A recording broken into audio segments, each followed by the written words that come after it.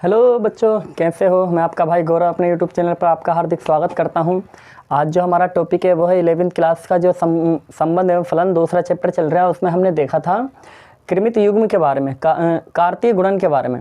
कार्तीय गुणन के बारे में हमने देखा था कि कार्तीय गुणन क्या होता है। अब उसके आगे हमारा एक टॉपिक आता है कि दो कृमित युग्म बताया था हमने, जो कार्तीय गुणन में, जैसे कोई भी कार्तीय गुणन A क्रॉस B निकाल रहे हैं हम, इसको कार्तीय गुणन बोलते थे। तो यहाँ पर जो भी आता है 2,1 2,3 ऐसे मान लिया ये है, ये हमारे होते थे कृमित युग्म। तो अगर कोई भी दो कृमित युग्म है, कोई भी दो कृमित युग्म समान होते हैं, यानी कि समान, दोनों कृमित युग्म समान कब होंगे? दोनों कृमित युग्म समान तब होंगे जब पहला वाला भी 2,1 हो और अगला वाला भी 2,1 हो, तो दोनों कृमित युग्म क्या होंगे? समान। तो लिखा है कि दो कृमित युग्म समान होते हैं यदि उनके संगत प्रथम घटक, यानी कि संगत प्रथम घटक ये वाला समान हो, यानी कि इसका प्रथम घटक और इसका प्रथम घटक दोनों क्या हो? समान हो। और संगत द्वितीय घटक भी समान हो, यानी कि इसका द्वितीय घटक ये, इसका द्वितीय घटक ये दोनों क्या हो? समान हो। तो वो दोनों कृमित युग्म आपस में क्या कहलाते हैं? समान कृमित युग्म कहलाते हैं। तो यही डेफिनेशन लिखिए कि दो कृमित युग्म समान होते हैं यदि उनके संगत प्रथम घटक समान हो और संगत द्वितीय घटक भी समान हो, यानी कि जो यहाँ पर है वही यहाँ पर, जो यहाँ पर वही यहाँ पर। तो ये कहलाते हैं दो कृमित युग्म समान होते हैं इस केस में। अब देखिए इससे एग्जाम्पल है, यानी कि एक हमें दे रखा है कि ये जो हैं दोनों समान दे रखे हैं कि यानी कि एक कृमित युग्म ये, दूसरा कृमित युग्म ये दोनों समान हैं। तो हमसे पूछा है कि x और y के मान बताओ। तो समान होने की कंडीशन क्या होती है कि प्रथम घटक बराबर हो दूसरे वाले कृमित युग्म के प्रथम घटक से, और इसका द्वितीय घटक बराबर होता है दूसरे कृमित युग्म के दूसरे घटक से। तो यहाँ पर वही नियम हम लगाएंगे क्या, कि पहला प्रथम घटक बराबर होगा इसके प्रथम घटक के, दूसरा द्वितीय घटक बराबर होगा इसके द्वितीय घटक के। तो देखो इसका प्रथम घटक क्या है? x + 1 बराबर किसके होगा? इसके प्रथम घटक के। यहाँ से x बराबर ये 3, इसको इधर पहुँचा दो, -1 हो गया। तो x बराबर कितना आ गया? 2। तो x का मान यहाँ पे निकल गया 2। ऐसे ही ये y - 2 बराबर होगा, जो द्वितीय घटक है इसका द्वितीय घटक क्या है? 1। तो ये दोनों बराबर होंगे आपस में। तो y बराबर कितना आ जाएगा? 1। इसको उधर लेके जाओगे तो प्लस का 2 हो गया। तो y बराबर कितना आ गया? 3। तो x y के मान ये हो। अगर देखो यहाँ पर रखोगे x y के मान, यहाँ x रखोगे तो कितना हो जाएगा? 2 और 1 3, यहाँ पर भी 3, वहाँ पर भी 3 हो जाएगा। 3 अगर यहाँ रखोगे तो 3 में से 2 जाएंगे, 1 बचेगा, तो इधर भी 1 बचा, उधर भी 1 बचा। तो कहने का मतलब x y के मान क्या हैं, कितने होने चाहिए? जब दोनों घटक समान होंगे, यानी कि x का मान 2 होना चाहिए, y का मान 3 होना चाहिए, तब जाके फिर दोनों समान होंगे। नोट कर लीजिए इसको। देखिए अगला एग्जाम्पल, एक्सरसाइज ये 2.1 का है। दूसरा एग्जाम्पल देखा कि एक समुच्चय है P जिसमें अवयव है A B C, एक समुच्चय है Q जिसके अंदर अवयव है R, एक ही अवयव है। तो हमें निकालना है P क्रॉस Q और फिर निकालना है Q क्रॉस P। फिर बताना है क्या दोनों कार्तीय गुणन समान हैं, ये बताना है। तो देखिए हल इसका, सबसे पहले निकालो P cross Q, P cross Q। तो P क्रॉस Q कैसे निकालेंगे? पीछे हमने सीखा है क्रॉस निकालने वाला तरीका के पहले A को लिखो R के साथ। अगर ये आपने नहीं देखा तो पीछे जा कर के इसको देखें। फिर इसके अंदर तो एक ही अवयव है, तो फिर A जो है R के साथ एक ही बार आ जाएगा। फिर B लिखो, B के साथ R, फिर C के साथ R। ये हो गया P क्रॉस Q। अब निकालना है Q क्रॉस P। पहले P क्रॉस Q निकाला था ना हमने, तो पहले P के ही अवयव लिखे जाएंगे यहाँ पर शुरू में P के। अब Q के निकालना है, तो पहले Q आ रहा है यहाँ पे, तो पहले Q वाला लिखा जाएगा। तो R को पहले लो इस A के साथ, फिर इस R को B के साथ, फिर R को C के साथ। तो ये हो गया P क्रॉस Q। अब देखो समान कृमित युग्म, ये पूछा है क्या दोनों कार्तीय गुणन समान हैं? ये दोनों कार्तीय गुणन, एक कार्तीय गुणन ये आया, कार्तीय गुणन ये आया, क्या समान है?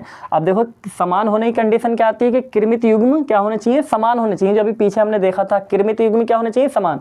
तो कृमित युग्म की कंडीशन समान क्या थी कि प्रथम घटक बराबर हो दूसरे वाले कृमित युग्म के प्रथम घटक के, और पहले वाले कृमित युग्म का दूसरा घटक बराबर हो दूसरे वाले कृमित युग्म के दूसरे घटक से। यानी कि अगर यहाँ पर A है तो इसमें भी यहाँ पर A होता, यहाँ पर R है तो इधर भी यहाँ पर R होता। इसका तो प्रथम घटक A है, इसका द्वितीय घटक R है, तो ये समान नहीं है और ये कंडीशन सब पे लागू होगी। देखो इधर B है तो B इधर आ रहा, R इधर है, यानी कि इसका पहला घटक B तो इसका दूसरा घटक R, इसका दूसरा घटक R तो इसका दूसरा घटक B, इसका पहला घटक C, इसका पहला घटक R, इसका दूसरा घटक R, इसका दूसरा घटक C, तो बराबर नहीं है।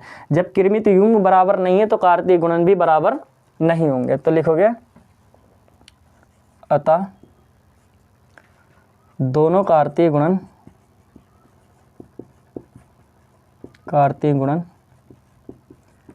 समान नहीं हैं, क्योंकि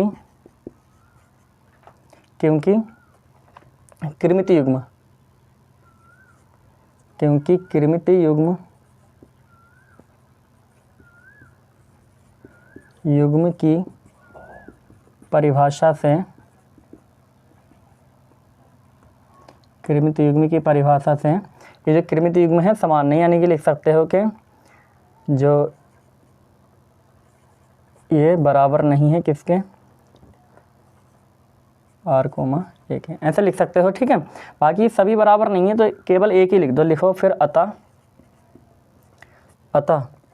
P क्रॉस Q बराबर नहीं होगा Q क्रॉस P के। समझ में आ गई बात ये, यानी कि दोनों कार्तीय गुणन समान नहीं क्योंकि कृमित युग्म की परिभाषा से कृमित युग्म की, एक मिनट यहाँ पे लिखो कृमित युग्म की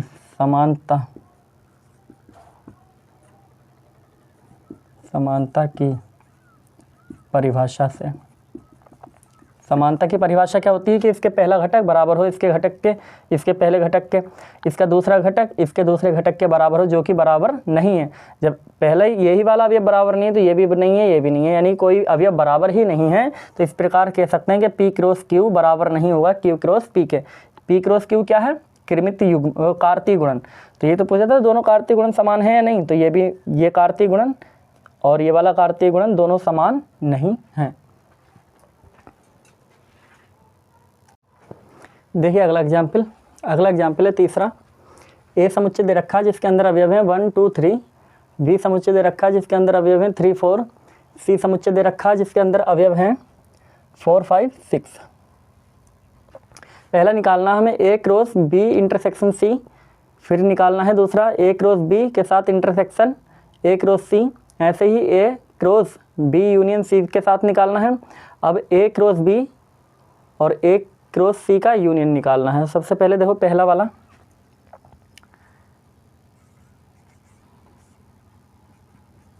पहला दे रखा A क्रॉस निकालना है किसके साथ, B इंटरसेक्शन C के साथ। तो सबसे पहले क्या निकाल लो, V इंटरसेक्शन C निकालो।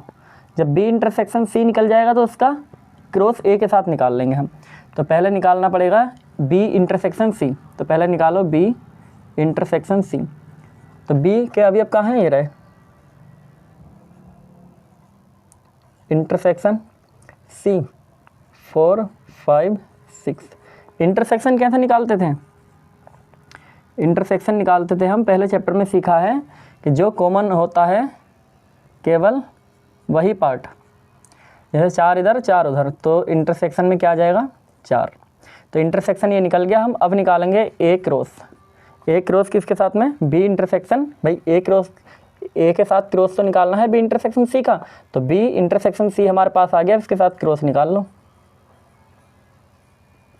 तो A के कहाँ है, ये रहा 1, 2, 3 क्रॉस B, वो क्रॉस किसके साथ में, B इंटरसेक्शन C, तो B इंटरसेक्शन C क्या है 4, निकालो।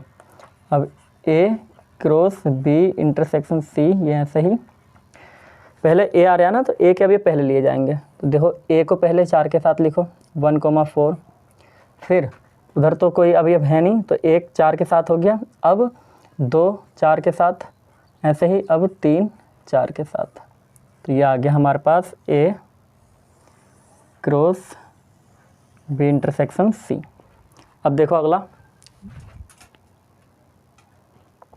दूसरा, देखो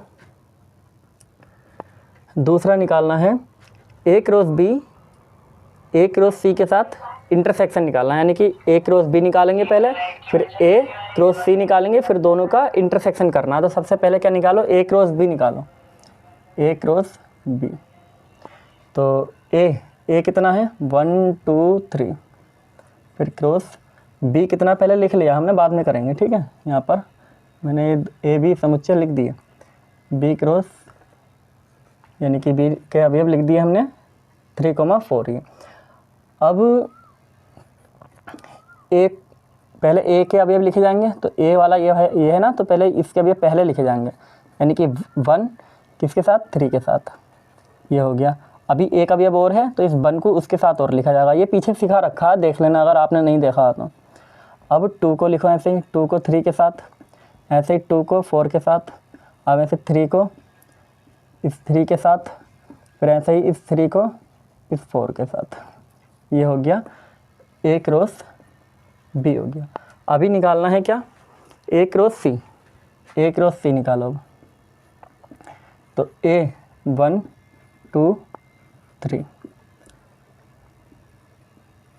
क्रॉस सी के साथ में, सी क्या है 4 5 6। अब करो इसको, तो ये ए क्रॉस सी, पहले इस 1 को इन तीनों के साथ लिखो, 1,4, फिर 1,5, फिर 1,6।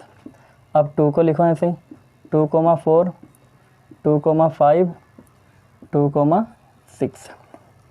अब 3 को 3,4, 3,5 और 3,6, ये आ गया। अब निकालना हमें इंटरसेक्शन इन दोनों का, यानी कि जो ए क्रॉस बी निकाला है, तो ए क्रॉस बी का इंटरसेक्शन निकालना है ए क्रॉस सी से। इंटरसेक्शन क्या होता है, कॉमन पार्ट। कॉमन पार्ट देखो 1,3, 1,3 इसमें नहीं है, 1,4, 1,4 है, तो इसे लिख दो यहाँ पर, यानी कि 1,4। ऐसे ही 2,3, 2,3 इधर है, 2,3, 2,3 भी नहीं है, 2,4, 2,4 ये है, तो इसे लिखो 2,4।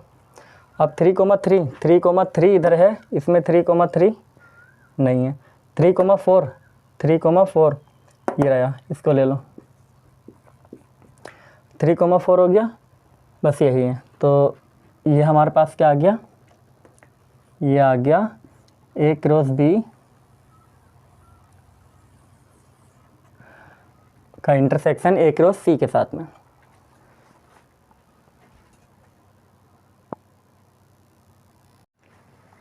अब देखो पहला दूसरा हो गया, तीसरा देखो यहीं पर कर देते हैं, ठीक है।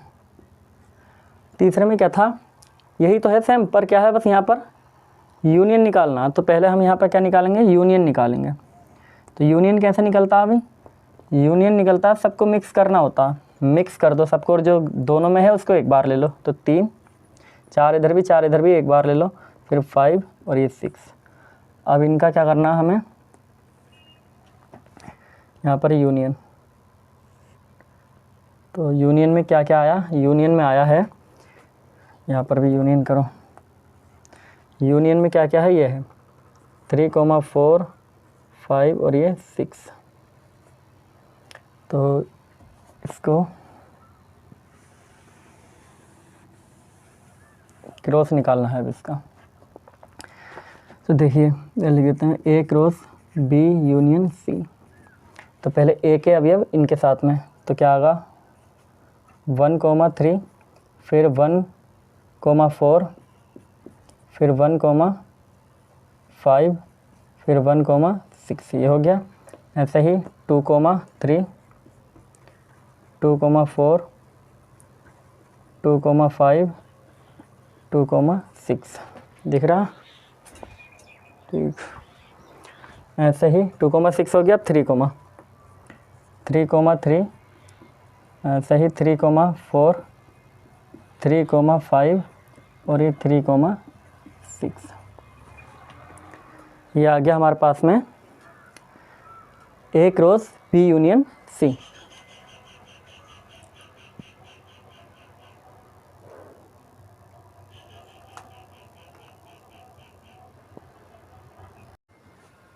देखिए अब अगला चौथा भी इसी में कर देते हैं। चौथे में क्या है, ए क्रॉस बी, बस यहाँ पर हमने अभी इंटरसेक्शन निकाला था, यहाँ पर अभी निकालना है यूनियन। यहाँ पर हमें लेना है यूनियन।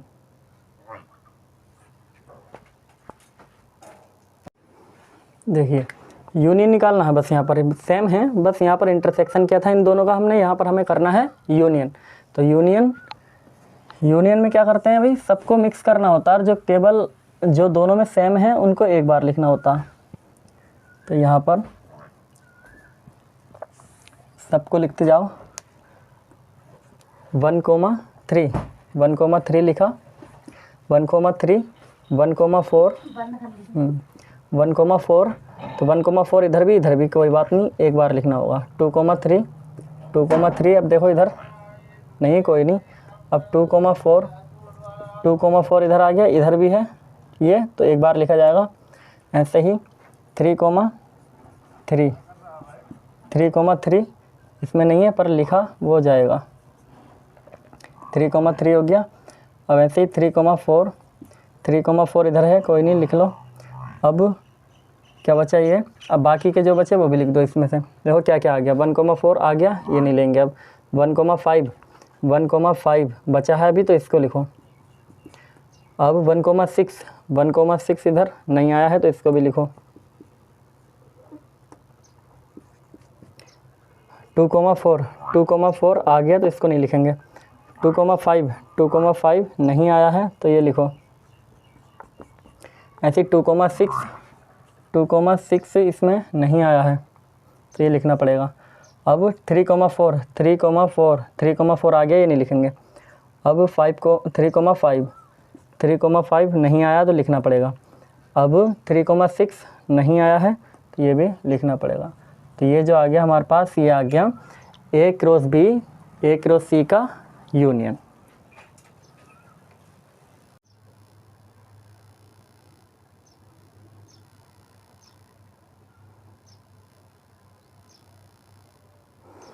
देखिए अगला एग्जाम्पल नंबर चौथा, यदि P बराबर ये दे रखा है 1,2, तो P क्रॉस P निकालना है। तो ऐसे इसमें के भी बताए हैं मैंने पीछे निकालने, जब हमने कार्तीय गुणन देखा था। तो सबसे पहले क्या करो, 2 का निकाल लो, P क्रॉस P निकालो पहले, P क्रॉस P निकाल लिया। अब P क्रॉस P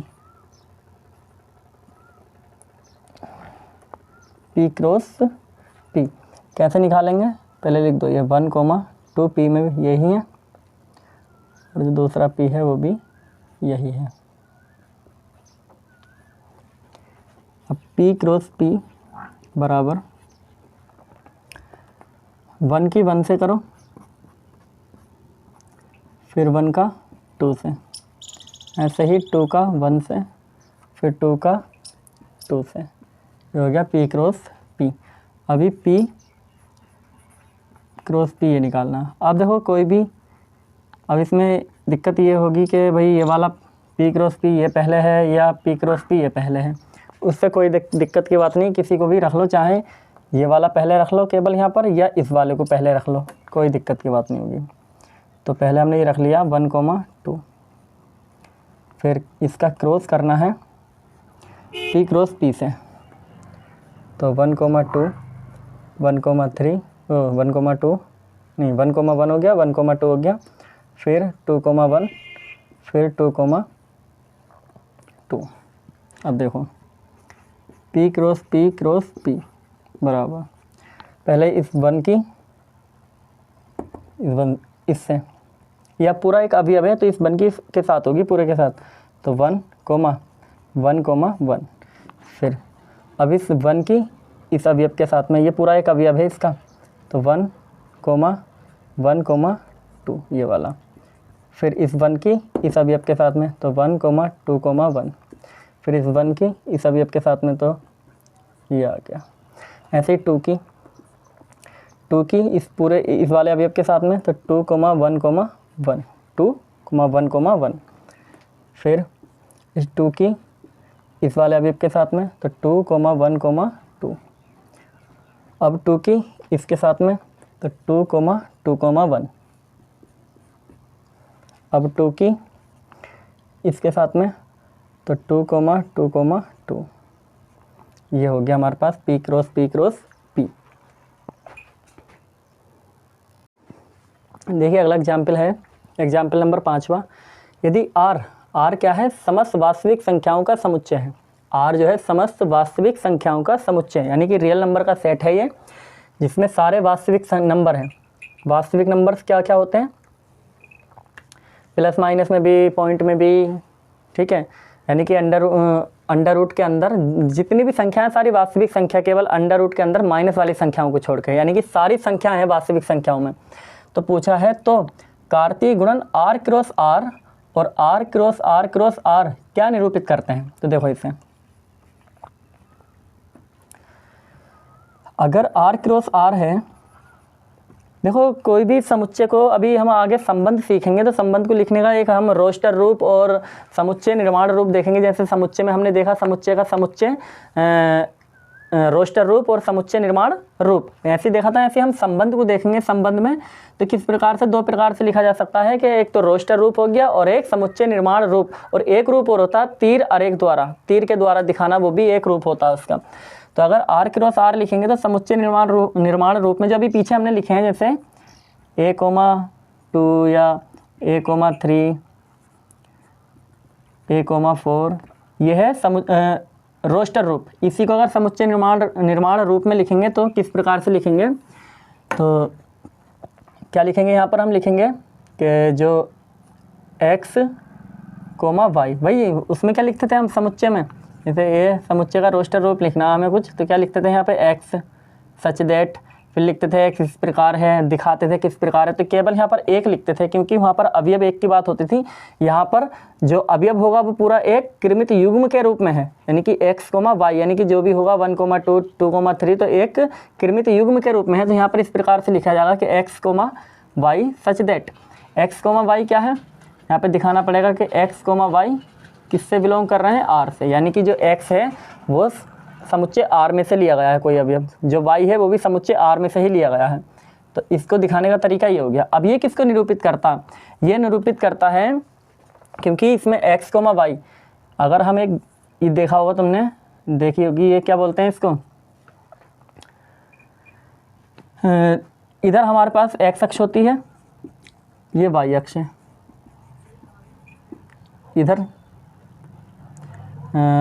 इधर की तरफ माइनस X अक्ष हो जाएगी, जिसको X डैश बोलोगे, माइनस वाले बिंदु होंगे।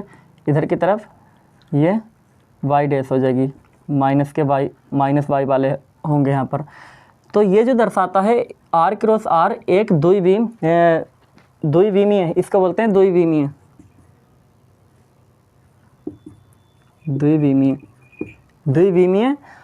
यानी कि इसमें 2 विमा हैं। 2 विमा का मतलब क्या है, एक इधर और एक इधर, चाहे भाई पूरी ऐसे देख लो चाहे ऐसे देख लो। अब तीसरा 2 तल हो गए, एक मतलब 2 विमा हो गई ना, एक इधर और एक इधर। भाई ये तो X वाली है ना पूरी, ये Y वाली है। एक तीसरी अक्ष नहीं है इधर को, जो कि इधर Z होगी। Z हम पढ़ेंगे त्रिविमीय ज्यामिति में, जो आगे अभी चैप्टर आएंगे जिसको बोलते हैं त्रिविमीय ज्यामिति। तो उसमें 3 अक्ष हो जाती हैं, कि इधर को Z होगी और पीछे को माइनस वाली Z होगी, ठीक है। तो 3 अक्ष हो जाएंगे। यहाँ पर हैं 2 अक्ष, एक तो X और एक Y। तो X वाले यहाँ बोल सकते हैं कि यहाँ पर जो अभी होगा वो X के होंगे वास्तविक नंबर, इधर जो होगा वो Y के होंगे वास्तविक नंबर। तो ये दिखाता है द्विविमीय बिंदुओं को दिखाता है। तो यहाँ पर लिखेंगे हम कि जो R क्रॉस R है वो क्या प्रदर्शित करता है, अतः R क्रॉस R द्विविमीय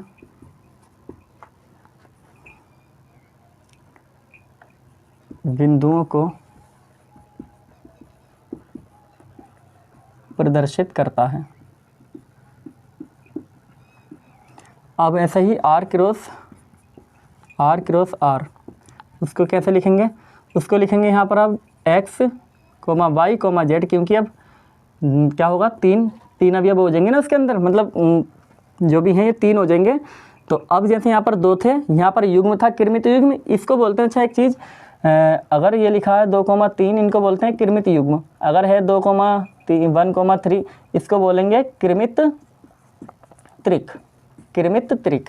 तो ये है कृमित युग्म, ये होगा कृमित त्रिक, यानी कि 3 है ये। तो सच दैट क्या लिखोगे यहाँ पर फिर x, y, z किससे बिलोंग करते हैं? R से, यानी कि जो x लिया गया है वही वास्तविक नंबर से, जो y है वही वास्तविक नंबर से, जो z है वही वास्तविक नंबर। तो यहाँ पर अब देखो 3 अक्ष हो गए, जैसा भी पीछे दिया किया था, ये x था, ये y था, और एक ऊपर को जो कि क्या होगा? z। तो ये जो दिखाता है ये त्रिविमीय बिंदुओं को दिखाता है। लिखोगे अतः r क्रॉस r त्रिविमीय बिंदुओं प्रदर्शित करता है। ये हो गया। देखिए अगला लास्ट एग्जाम्पल है छठा। ए क्रॉस बी दे रखा है ये, तो हमें ए और बी बताना है। ए के अवयव बताना है, बी के अवयव, यानी कि एक ए समुच्चय और बी समुच्चय बताना है पूरा हमें। अब देखो जो शुरू में लिखे हैं वो तो ए के अवयव होंगे, जैसे यहाँ ए है शुरू में, तो इधर जो शुरू वाले हैं वो सब ए के अवयव हैं। जो बाद में बी है तो बाद वाले जो बी के अवयव हैं। तो ए के अवयव कौन कौन से हो जाएंगे? पी, फिर पी है, लेकिन हमें समुच्चय में दिखाना है तो पी को दोबारा नहीं लेना है। एम, ये एम आ गया, इधर भी एम है तो 2 बार इसे नहीं लेना, तो ए हमारे पास ये आ गया। और बी बताना है, बी जो लास्ट इधर है क्यू। अब देखो इधर क्यू, ये आर है एक। अब देखो इधर क्यू आ गया तो क्यू तो ले लिया, एक ही बार लेना। आर इधर है तो आर भी ले लिया, ये होगा। तो ए ये हो गया, बी ये हो गया। लास्ट एग्जाम्पल था, सारे एग्जाम्पल इसके ख़त्म हो चुके हैं।